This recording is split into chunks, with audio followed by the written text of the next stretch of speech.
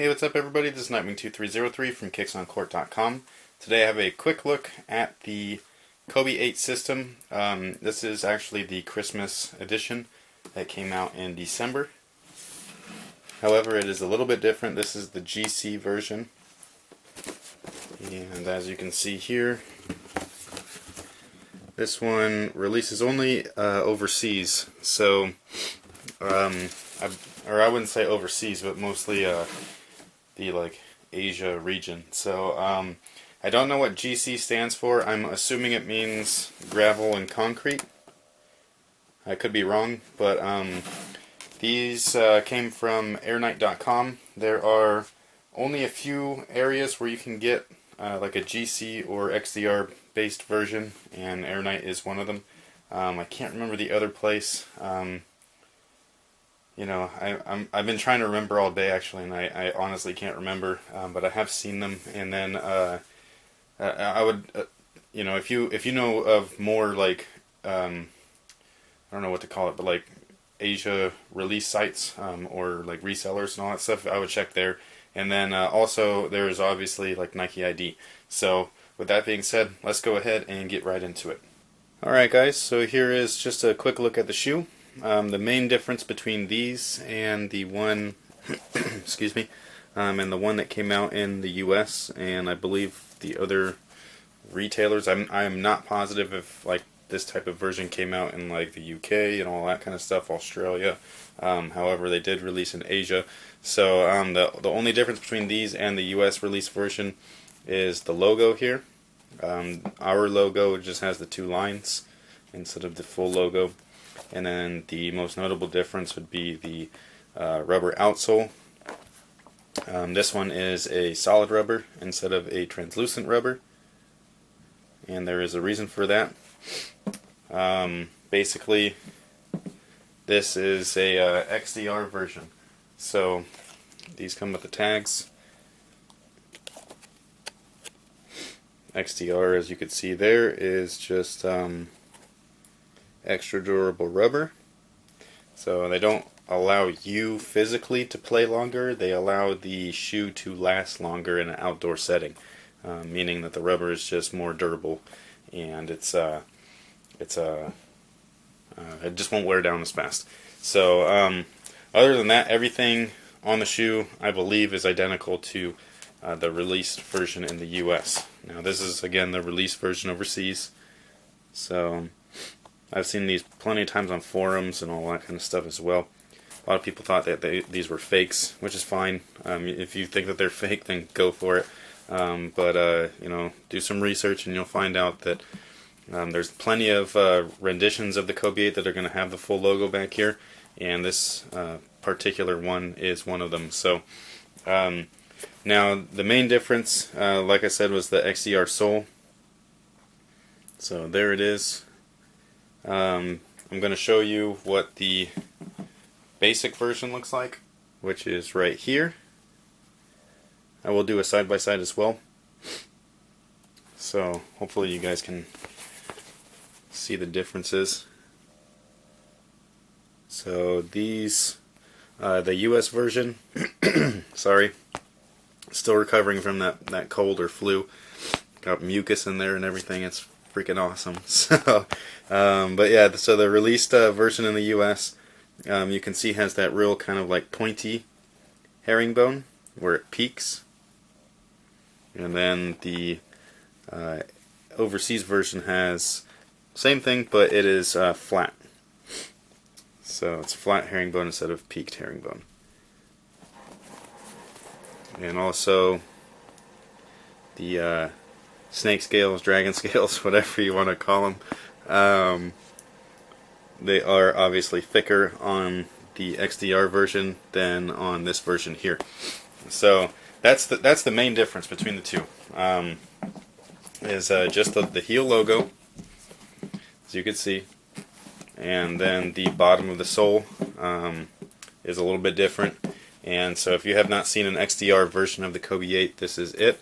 As far as how it'll play, it's still fairly pliable. It's It's not as pliable as this, but mostly because this is just extremely soft rubber. Like you can feel the difference between the two.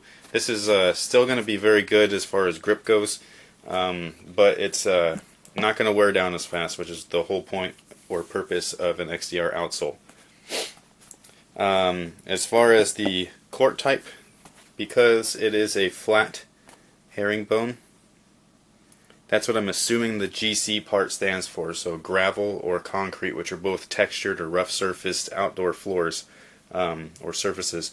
So this type of rubber right here or pattern, you're going to slide all over the place if you play on one of those outdoor surfaces that are like tennis courts, like real smoothed out gravel, and then they're painted on top. So this probably wouldn't be a good option for that. So if you play on a gravel court or a concrete court where there is texture and stuff like that, this is going to be just fine, and it won't wear down nearly as quickly as this one here.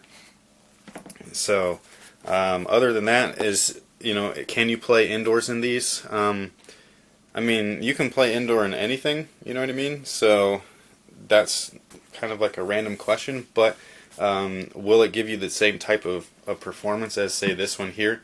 I doubt it, just because, again, this is a flat surface, whereas this is a peaked surface. So this is just kind of gripping the court a lot better, or the surface, and it's creating a lot more friction because there are like teeth kind of grabbing, whereas this one's flat, so it's not going to be grabbing the court as nicely. This section here will probably do just fine, just because that is obviously peaked.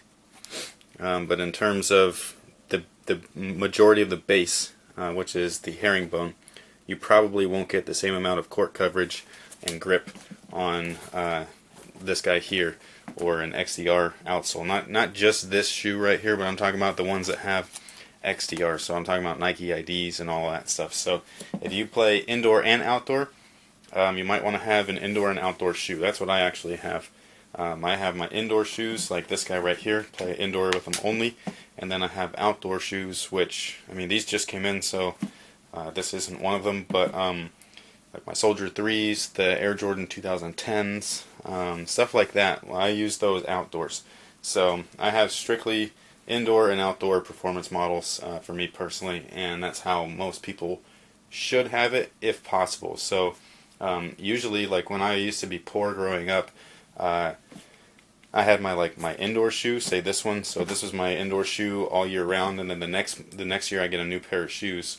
This shoe just became my outdoor shoe. So that's outdoor, and then my brand new pair would be my new indoor shoe. And so that's how I would do it when I was growing up.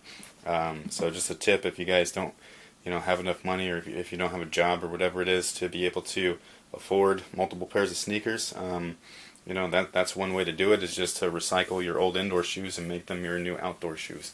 So that is pretty much it. Again, you can, one thing, this is the Lunarlon insole for this guy right here. So they're green instead of the yellow ones. So most of you guys probably know this already because these came out a while ago. But yeah, that's pretty much it. Again, you can get something like this with the XDR outsole over at airknight.com. Right now, options are pretty darn limited, just because I believe this is the only colorway with this option. I do not believe that this had the XDR option overseas. I'm not positive, but I'm pretty sure. The only other way is to either wait for future releases or go with that Nike ID option, which just happens to have the same exact print, like this type of print instead of this one. It's like, I don't know what, they're both snake prints, but they're just different. And then also the Nike IDs have the full logo on the back here as well. The Nike IDs do not have the two stripes, they have the entire thing.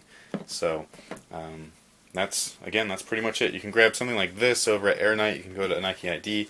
You can go to other Asia release retailers, online retailers. I just can't remember what they are right now.